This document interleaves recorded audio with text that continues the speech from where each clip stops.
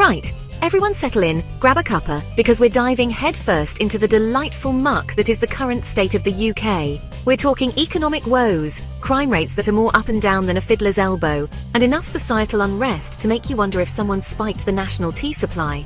We're just here to look at the bloody facts, the data, the cold, hard numbers, and friends, those numbers? They're about as comforting as a wet handshake from Boris Johnson. So, whether you're a Brit feeling the pinch, or just someone who enjoys a good international tragedy that doesn't involve your own country for once, stick around. We're going deeper than a pot of mushy peas, into the reasons why the UK seems to be having a collective meltdown. Now let's start with the economy, shall we? Remember that whole Great British Empire thing?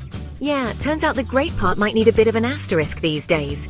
The Institute for Fiscal Studies, they're like the accountants of doom, have been sounding the alarm bells louder than a rave at Stonehenge about the UK's economic slowdown.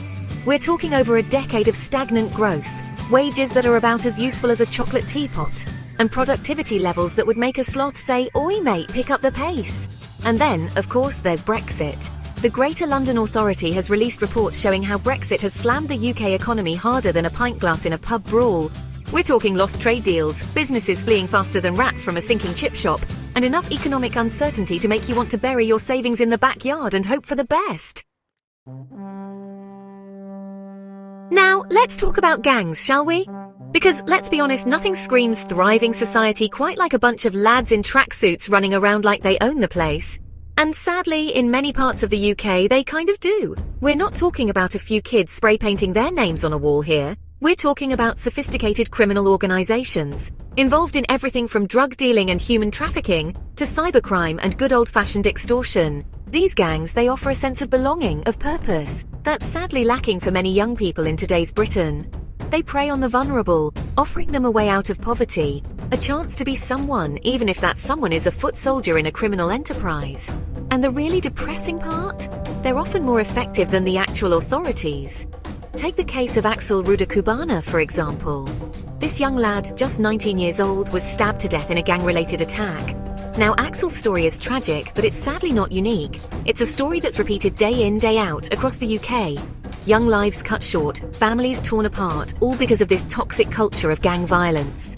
The Times and the Sunday Times did a cracking piece of investigative journalism on this very issue, highlighting how gangs have infiltrated schools, communities, even social services. They're like a virus, spreading their tentacles everywhere, corrupting everything they touch. And the government's response? Well, it's been about as effective as a chocolate fireguard.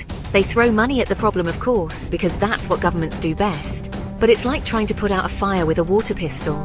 What's needed is a fundamental shift in approach, a focus on prevention rather than just reaction. Look, I'm not going to pretend to be an expert on the human psyche. I'm just a bloke with a microphone and a healthy distrust of anyone in a position of power. But even I can see that something's not right. There's a palpable sense of anxiety, of unease hanging over the UK. People are angry, they're frustrated, and they're looking for someone to blame. And social media, that wonderful echo chamber of outrage, isn't exactly helping matters. It's like someone's turned the dial up to 11 on the anger amplifier, and now everyone's shouting at each other, but no one's actually listening. We've become a nation of keyboard warriors, hiding behind our screens, firing off insults and vitriol with impunity. And the thing is, it's easy to dismiss all this as just a bunch of people being dramatic. But here's the thing about societal unrest. It doesn't just come out of nowhere. It's a symptom of something deeper, something rotten at the core. It's a sign that people have lost faith in the system, in their leaders, in the very idea that things can get better. Now, the Home Office, bless their cotton socks, they've noticed this whole societal unrest thing, and they've even written a report about it. And it's actually quite a good report if you like that sort of thing. Lots of big words, lots of statistics, lots of hand-wringing about the state of the nation. But what's the solution, you ask? Well, that's where things get a bit vague. There's talk of community engagement and promoting social cohesion, which is all well and good, but it feels a bit like putting a band-aid on a gaping wound. Because here's the thing, you can't just paper over the cracks in society and hope they'll go away. You need to actually address the underlying issues. And those issues, my friends, are complex and multifaceted, and about as easy to solve as a Rubik's Cube designed by Stephen Hawking. We're talking about poverty, inequality, discrimination, lack of opportunity, a sense that the system is rigged against the ordinary person. These are issues that have been festering for decades, and they're not going to be solved overnight. Chapter 4. Kids. These days, and the schools they occasionally shoot up, school shootings in the UK are shocking and depressingly familiar. Yes, you heard that right. School shootings in the UK. Even one school shooting is one too many. The fact that it's happening at all is a sign that something is deeply wrong. It's a complex issue, with roots in mental health, social isolation, and access to firearms. But all school shootings are preventable. We need to stop pretending it's not a problem. We need a serious national conversation about gun control. We need to invest in mental health services for young people and address the root causes of violence in our society. Because the status quo is not an option.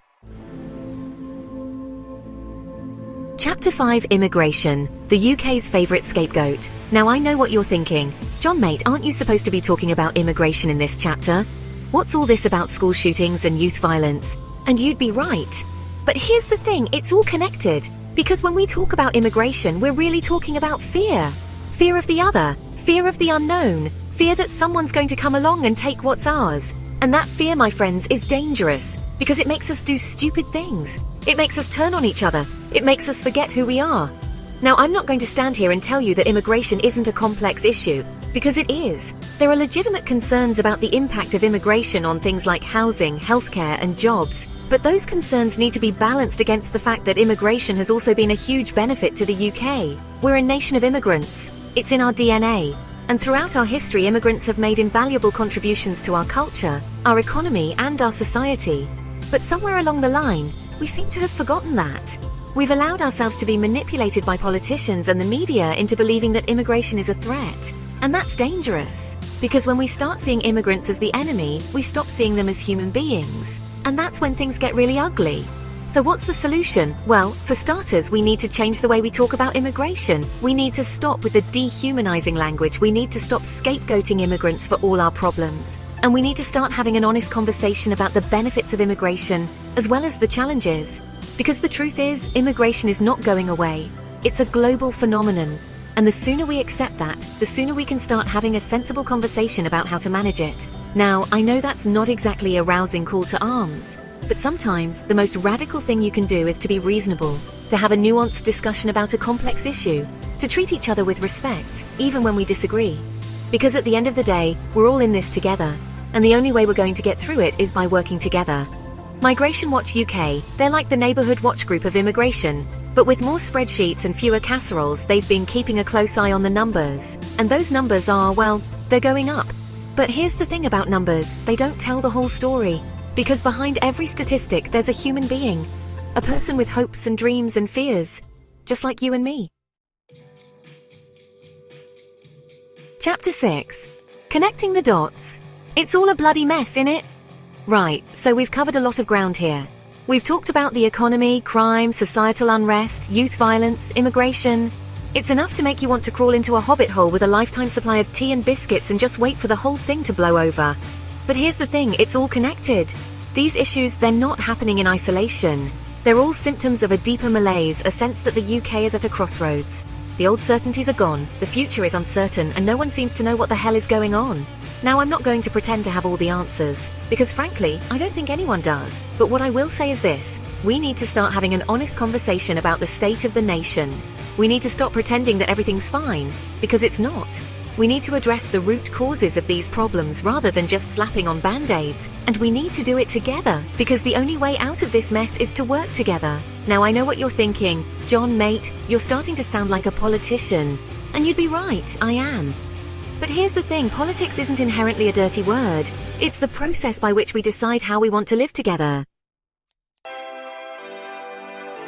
Outro. So what now? Spoiler alert, more work.